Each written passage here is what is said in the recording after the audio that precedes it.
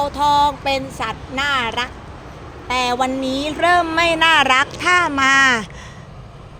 รบกวนต้นไม้อย่างต้นนี้ค่ะเป็นต้นมะกอกเราก็อาจจะเห็นในมุมหนึ่งได้ว่าถ้าพืชไหนก็แล้วแต่ที่เจ้าของ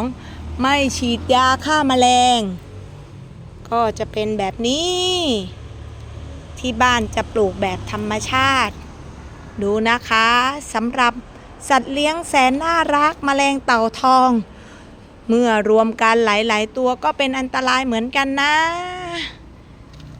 โอ้โหดูเขากินค่ะเฮ้ยแล้วที่สำคัญเห็นมันหรือเปล่าคะเนี่ยดำอันนี้ก็ไม่ทำร้ายสัตว์ค่ะปล่อยเข้าไปนะปล่อยเข้าไปปล่อยให้เขากิน